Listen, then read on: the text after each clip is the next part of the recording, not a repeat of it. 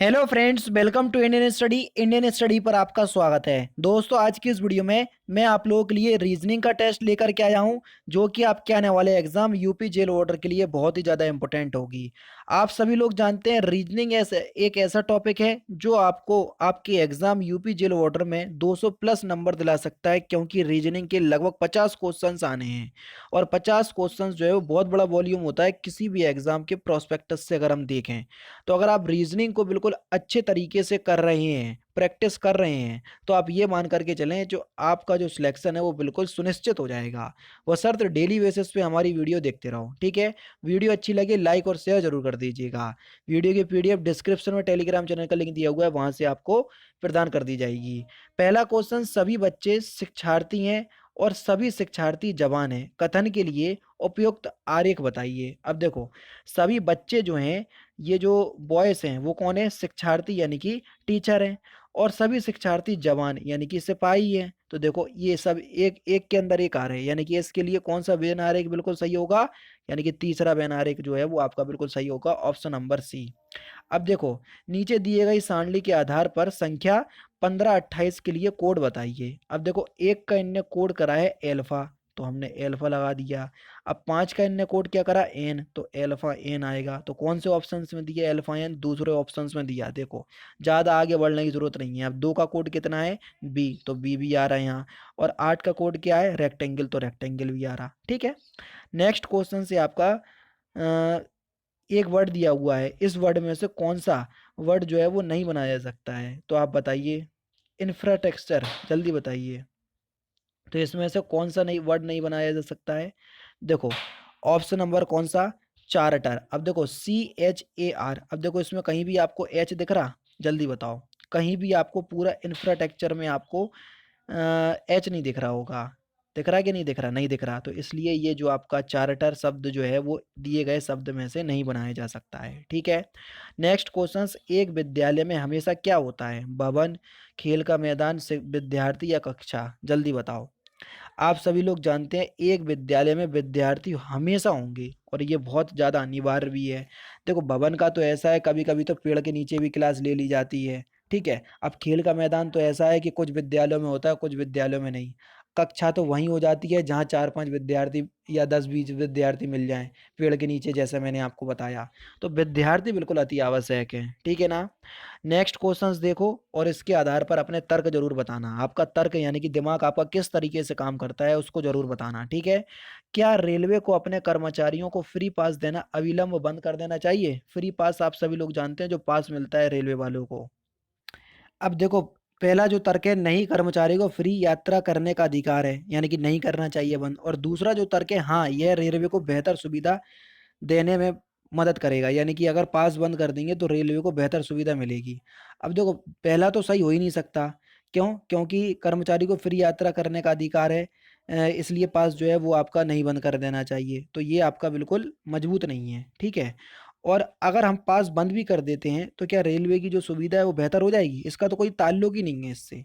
तो यानी कि ये कोई भी तर्क जो है वो मजबूत नहीं है, यानी कि तीसरा ऑप्शन यहाँ पर आपका बिल्कुल करेक्ट होगा। नेक्स्ट क्वेश्चंस, क्या भारत में सभी व्यावसायिक शिक्षा देने वाले कॉलेजों को स्वरोजगार को बढ़ा देने के लिए खुद का सिलेबस या पाठ्यक्रम का विकास करना चाहिए? दो तर्क इसमें भी दिए हुए हैं, अब आप इस पे क्या बोलेंगे जल्दी बताइए। पहला तर्क है, हाँ, यह रोजगार को बढ़ावा देने में एक महत्वपूर्ण कदम है। दूसरा है, नहीं, यह शिक्षा के स्तर को एक समान रखने में असफल होगा, जिससे स्तरीय शिक्षा नहीं मिल सकेगी। अब देखो, वो जो कह रहा है, क्या भारत में सभी व्यावसायिक शिक्षा देने वाले कॉलेजों को स्वरोजगार को बढ़ावा देने के लिए खुद का सिलेबस या पाठ्यक्रम का विकास करना चाहिए? अगर ये स्वरोजगार की बात कर रहे हैं तो इस दृष्टि से हाँ, रोजगार को बढ़ावा देने के लिए ये बहुत अच्छा कदम होगा। तो इसलिए पहला जो है वो मजबूत हो जाएगा, यानी कि पहला जो तर्क है वो बहुत मजबूत हो जाएगा, यानी कि पहला ऑप्शन यहाँ पर आपका बिल्कुल करेक्ट होगा। ठीक है, जबकि दूसरा तो नेगेटिविटी में जा रहा है, उसको हटा दो। ठीक है, नेक्स्ट क्वेश्चन से आपका, कि प्रत्येक प्रश्न में बड़े अक्षर में से एक शब्द दिया है, जिसके पश्चात चार शब्द उत्तर के लिए दिए गए हैं। अक्षरों का प्रयोग करके केवल एक ही विकल्प ऐसा है जो कि दिए गए शब्द से बनाया जा सकता है। जैसे डेडिकेट दिया है, अब डेडिकेट में से कौन सा शब्द बनाया जा सकता है ये आपको बताना है। जल्दी बताओ। देखो, डिमांड तो होगा नहीं, एम आ रहा, डिराइड भी होगा नहीं, आर आ रहा, डिड्यूस भी नहीं होगा क्योंकि दो बार डी आ रहा, हालांकि इसमें भी आ रहा है लेकिन इसमें यू नहीं आ रहा, ठीक है। डिसाइड, डिसाइड बन जाएगा, देखो DICID, ठीक है। पहला ऑप्शन यहाँ पर आपका बिल्कुल क्या हो जाएगा, करेक्ट हो जाएगा। नेक्स्ट क्वेश्चन में से बताओ कौन सा शब्द नहीं बनेगा, कौन सा शब्द सॉरी बनाया जा सकता है। अब देखो स्टैटिक, स्टैटिक जो है ये आपका शब्द बन जाएगा STA, STA, TIC, ये बन गया, दूसरा ऑप्शन करेक्ट। करस्पॉन्डिंग में देख लो कौन सा शब्द जो है वो बनाया जा सकता है करस्पॉन्डिंग में, करस्पॉन्डिंग से बनेगा डिसर्न, देखो DIS, तो देखो DISCERN, CER और NJ आ गया, तो यानी कि पहला ही ऑप्शन यहाँ पर आपका बिल्कुल करेक्ट है। नेक्स्ट क्वेश्चन से आपका कि रमेश अपनी कार से 4 किलोमीटर पूर्व की ओर गया, ये गया पूर्व की ओर 4 किलोमीटर, यहाँ से यही तो पूर्व होएगा 4 किलोमीटर, 4 किलोमीटर गया। फिर वह अपने बाईं ओर मुड़ा, ये बाईं ओर मुड़ा, ये मुड़ गया, मुड़कर 6 किलोमीटर चला, मुड़कर 6 किलोमीटर चल गया। फिर वह अपने बाईं ओर मुड़ा, फिर 4 किलोमीटर चला। रमेश अपने प्रारंभिक स्थिति से कितनी दूरी पर है, अब देखो केवल और केवल 4 किलोमीटर की दूरी पे तो है ही वो, यानी कि तीसरा ऑप्शन यहाँ पर आपका बिल्कुल सॉरी 6 किलोमीटर की दूरी पर, क्योंकि पहले यहाँ पर 6 चला था, ये 4 चला, ये 6 चला, ये 4 चला, अब यहाँ से यहाँ की तक की दूरी कितनी है, देखो ये 6 तो ये भी 6 हो जाएगी, तो 6 ही किलोमीटर की तो दूरी है, पहला ऑप्शन करेक्ट, ठीक है। नेक्स्ट क्वेश्चन से आपका कि ममता पश्चिम की ओर 14 किलोमीटर चली, ये पश्चिम की ओर 14 किलोमीटर चल गई ममता, ठीक है। ममता मुझे कह रहा है पश्चिम की ओर 14 किलोमीटर चली, ठीक है। तब वह अपने बाईं ओर मुड़कर 10 मीटर चलती है, अब वह अपने बाईं ओर मुड़कर कितना मीटर चलती है, 10 मीटर चलती है। पश्चिम की ओर वो 14 किलोमीटर चली, उसके बाद वो कह रहा है कि दाईं ओर मुड़ी, दाईं ओर 14 मीटर ये चल गई, ठीक है, 14 मीटर। तब वे अपने बाईं ओर मुड़ती है, अब बाईं ओर मुड़कर 10 मीटर चलती है, फिर अपने बाईं ओर मुड़कर 14, फिर अपने बाईं ओर मुड़ दी और 14 मीटर चली, ठीक है। उसके प्रारंभिक स्थान से उसकी वर्तमान स्थिति, अब देखो ये प्रारंभिक स्थान है, वर्तमान स्थिति ये है, यहाँ पर 14, यहाँ पर 10, 10 14 24 मीटर की दूरी पर है वो, कितने, 24 मीटर की दूरी पर है, यानी कि तीसरा ऑप्शन करेक्ट हो जाएगा। नेक्स्ट क्वेश्चन से आपका कि इसमें आपको फिल इन द ब्लैंक्स की पूर्ति करना है। अब देखो 2C के बाद एक बी आ रहा कि नहीं आ रहा, तो यहाँ पर 2C के बाद एक बी आ रहा और बाद में 2C भी है, बताओ है कि नहीं है, यानी कि यहाँ पर बी आएगा पहले तो। अब पहले बी जो है वो किसी भी ऑप्शंस में नहीं दिया, तो हमने जो तर्क बिठाला इसका मतलब वो गलत हो गया, ठीक है। अब हटा दो ये तर्क, अब दूसरा तर्क बिठाना है। अब यहाँ पर देखो कि 2C के बाद क्या आ रहा, बी आ रहा था, लेकिन 2C से पहले ए भी तो आ रहा, 2C से पहले, अब देखो यहाँ 2C है और यहाँ पर पहले ए, तो ये देख लो ये बन गया। अब देखो CC CC अब यहाँ पर CA, यानी कि पहले ए भरा, अब सी भरेंगे, अब ए और सी किस में भर रहे हैं बताओ, कौन से फिल इन द ब्लैंक्स में आ रहा, तो पहले ऑप्शंस में आ रहा ए और सी, तो देखो पहला ऑप्शन करेक्ट हो जाएगा। इस तरीके से करो, ज्यादा दिमाग लगाओगे तो बिदते चले जाओगे, टाइम वेस्ट होगा।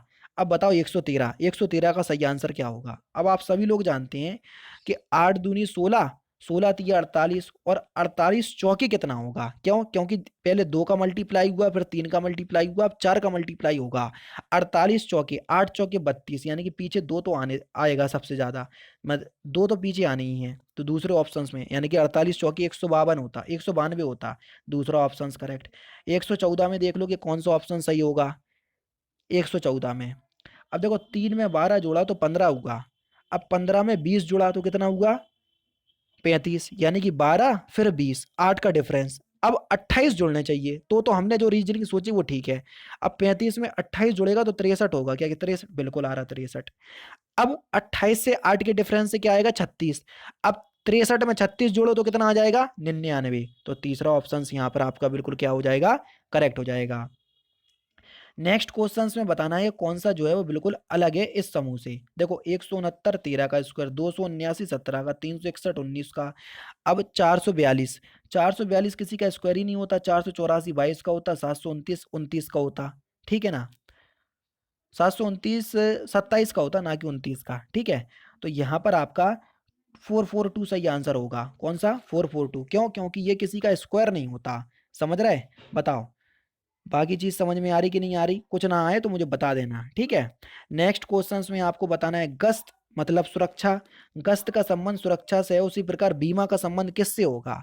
जिस प्रकार गश्त का संबंध सुरक्षा के उद्देश्य से होता है, उसी प्रकार बीमा का जो संबंध है जोखिम के उद्देश्य हेतु होता है। यानी कि इस क्वेश्चन का चौथा ऑप्शन जो है वो आपका बिल्कुल क्या होगा, करेक्ट हो जाएगा। नेक्स्ट क्वेश्चन आपके सामने देख लो। यहाँ पर क्वेश्चन मार्क के स्थान पर क्या आएगा, पहले तो आप ए पहले स्थान पर, डी पांचवें स्थान पर, यानी कि 4 जुड़ गया। डी चौथे स्थान पर, 4 जुड़ेगा तो 8, आठवें स्थान पर एच आना चाहिए, एच आ रहा है, यानी कि हमने जो रीजनिंग सोची वो बिल्कुल ठीक है। अब आई 9वें स्थान पर आता, 4 जुड़ गया तो 13, और 13वें स्थान पर एम आता। एल आता है आपका कौन से स्थान पर, एल में 4 जोड़ दो, एल 12, 12 4 16, 16वें स्थान पर पी आता, यानी कि एम पी आएगा। एम पी कौन से ऑप्शंस में दिया, दूसरा और चौथे ऑप्शंस में। अब जे आता है 10वें स्थान पर, 4 जोड़ दो तो 14, 14वें स्थान पर एन आता, यानी कि यहाँ पर दूसरा ऑप्शंस करेक्ट हो जाएगा। बताओ सारी चीज सही है। नेक्स्ट क्वेश्चंस देख लो, नेक्स्ट क्वेश्चंस में सही आंसर क्या होगा बताओ, बढ़िया रीजनिंग है। इस क्वेश्चंस का आंसर बताओ कि 6 5 से 51 91 कैसे आया। अब देखा ना, 6 का क्यू करो, 6 का क्यू कितना होता है 216। अब 5 का क्यू 216, 5 का क्यू 125, दोनों को घटा दो तो 91 आ जाएगा। इसी प्रकार 8 का क्यू करो 512, और 7 का क्यू करो 343, दोनों को घटा दोगे 169। 10 का क्यू हुआ, 7 का क्यू हुआ, दोनों का हट गया 657 आ गया। अब 11 का क्यू कितना हो गया 1331। 10 का क्यू कितना हो जाएगा 1000, दोनों को घटा दो तो कितना आ रहा 331, यानी कि दूसरा पहला ऑप्शन यहाँ पर आपका बिल्कुल क्या है, करेक्ट है। नेक्स्ट क्वेश्चन देख लो, निम्नलिखित में से गलत पद आपको बताना है कौन सा गलत पद है। अब देखना, 49 में 0 जोड़ा तो 49, 49 में 1 जोड़ा तो कितना हो जाएगा 50, ठीक है। और 50 में 4 जुड़ गया। अब देखना यहाँ पर क्या हो रहा, समझ में आ गया मुझे। 0 का स्क्वायर जुड़ा तो 0 का स्क्वायर 0 ही होएगा, तो 49 में 0 जुड़ा तो 49। अब 49 के बाद 1 का स्क्वायर जुड़ेगा, 1 का स्क्वायर 1 होता, तो 49 में 1 जुड़ा तो 50। अब 50 में 2 का स्क्वायर जुड़ेगा, 2 का स्क्वायर होता है 4, तो हो गया आपका 64।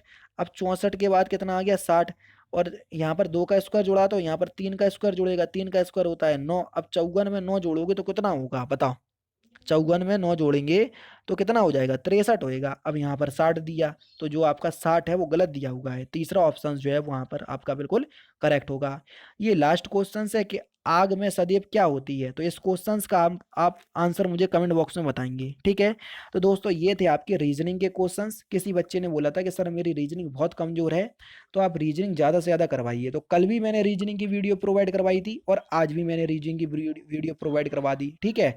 तो वो बेचारा डेली बेसिस पे कमेंट कर रहा था, तो इस वजह से मैंने उसके लिए प्रोवाइड करवा दी। हालांकि रीजनिंग टॉपिक भी बहुत अच्छा है, क्योंकि ये आपके नंबर को 200 प्लस ले जाएगा, ठीक है। यूपीजी के भी आएगी, लेकिन कल करवा देंगे यूपीजी के, कोई दिक्कत वाली बात नहीं है। और हाँ, अनअकैडमी कोर्स चला रही है, आप सभी लोग जानते हैं, यूपी जेल वार्डर वाला। तो उसका लिंक डिस्क्रिप्शन में दिया हुआ है, अगर आप इनरोल करना चाहते हैं तो उस कोर्स को इनरोल कर लीजिए, जिसमें मैथ, रीजनिंग, हिंदी और जी के आपको सभी पढ़ाई जाएगी। और स्पेशल क्लास का भी लिंक मैंने डिस्क्रिप्शन में प्रोवाइड करवा दिया है।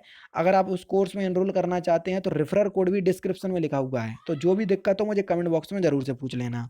तो दोस्तों फिलहाल की वीडियो में सिर्फ इतना ही। अगर आपको वीडियो पसंद आए तो प्लीज़ दोस्तों वीडियो को लाइक कीजिए, शेयर कीजिए, और साथ ही साथ हमारे चैनल को सब्सक्राइब करना ना भूलें, क्योंकि मैं रोजाना ऐसी तरह की वीडियोज़ आप लोगों के लिए लाता रहता हूँ। नमस्कार दोस्तों, जय हिंद, जय भारत।